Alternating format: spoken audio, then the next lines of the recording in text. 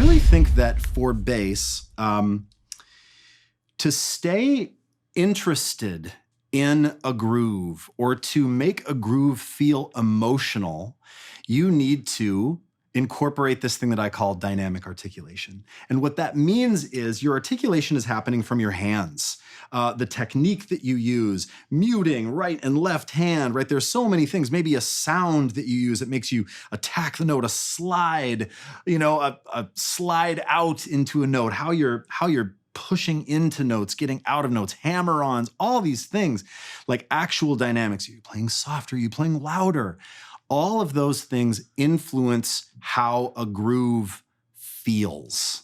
And feel is so subjective and so sort of whimsical, right? Like when people talk, oh man, that feels great. You don't really know, well, what does that mean to everyone? Which part feels great? Yeah. What are you referring to when you say it feels great? Yeah. What do you think in terms of feel? Like when you hear that word, what does it mean to you? Well, there's a couple angles. One of them would be what we talked about in the lesson about playing behind the beat, like timing.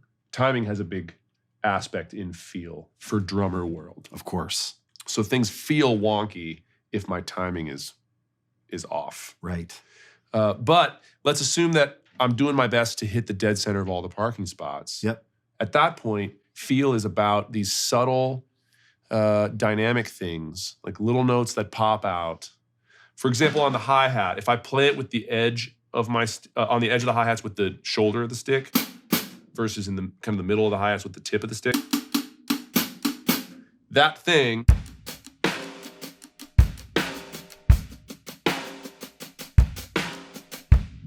I can make those 16th notes on the hi-hat speak with a particular feeling. Yes. That isn't just. I'll use even, ghost notes on the snare drum.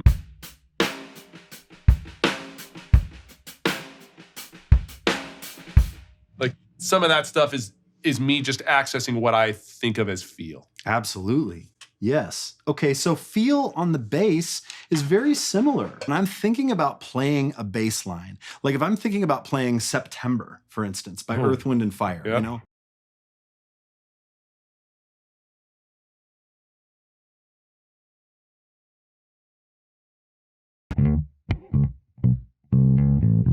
I already did something that I always do. I like to push into that first note.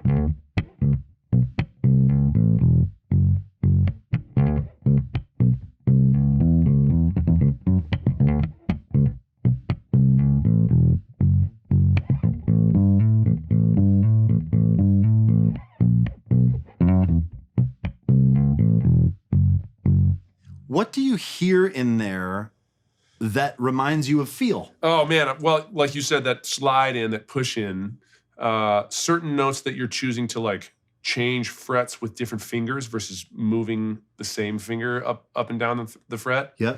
Like which string you're using. Sure. Because the higher pitched strings are brighter in tone. Yes, right. And then these little like hand motions that fill the space between the notes. Right. How long some of your notes are and short they are. Yep, the durations. And then there's just the overall dynamic of certain notes being louder. Yeah, and if I play that line again with zero feel, if I'm just thinking about notes, so this is really critical, that dynamic articulation is not about the pitches, right?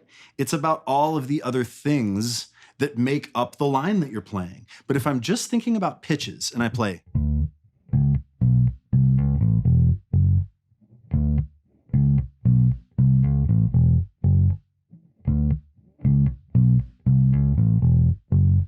it's accurate. Your timing was good. Sure. But did it feel cool? I mean, it didn't feel at all the same as your first presentation. Yeah. And I definitely preferred your first effort. Yeah. So thinking about how you want a line to feel, even if it's simple. I mean, someone said to me one time, like, hey man, I'm so bored of eighth notes, you know what I'm saying? And I was like, no, I don't, it's not the eighth notes problem that you're bored, right? It's you. So, a way, like a simple eighth note groove. I mean, we've done this bounce before.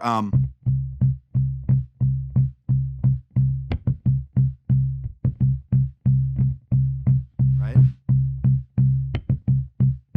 Or if you play them all open,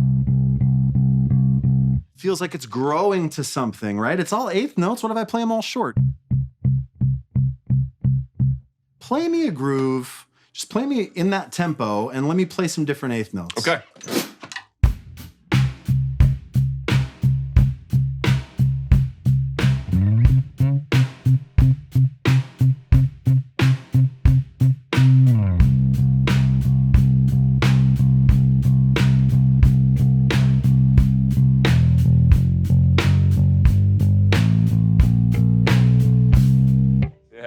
Because the length of the notes gets bigger, right, or the length of the notes gets longer towards the end, it feels like we're ramping into something. And obviously I'm doing this walk, right, and it feels like we're pushing into something. But if I were to play,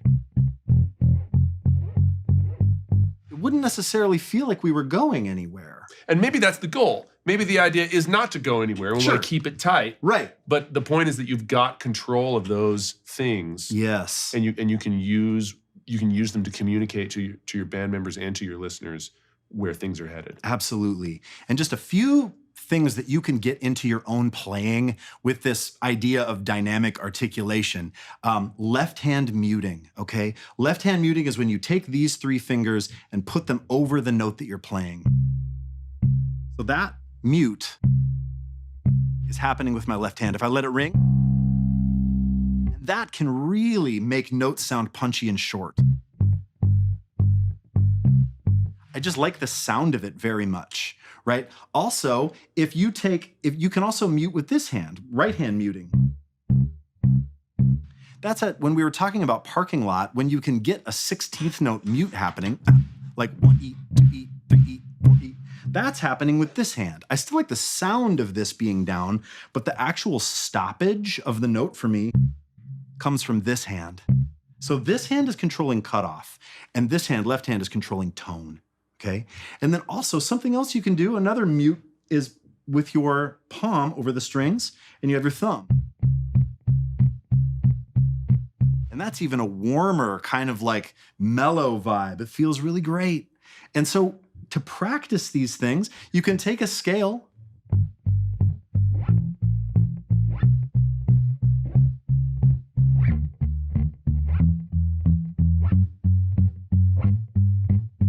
Any of those things, or if you want to do short notes, a 1E.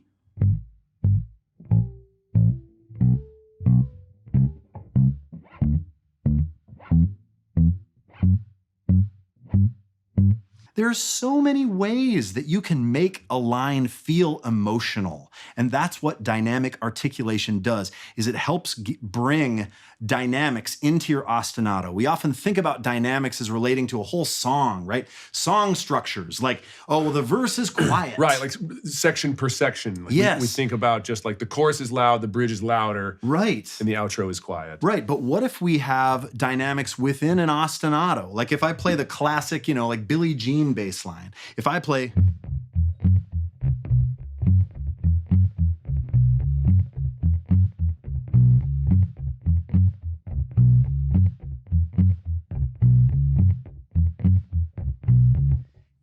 You hear certain notes being pushed out above the rest, right? There are certain accents that I'm doing, right, that make the line sound versus this.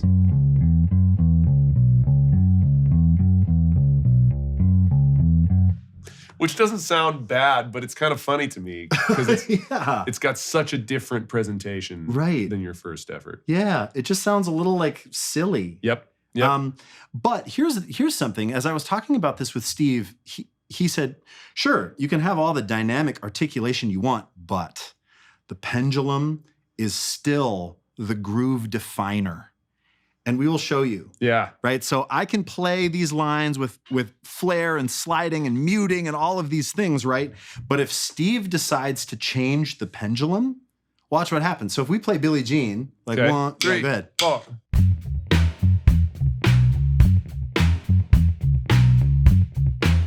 Keep going.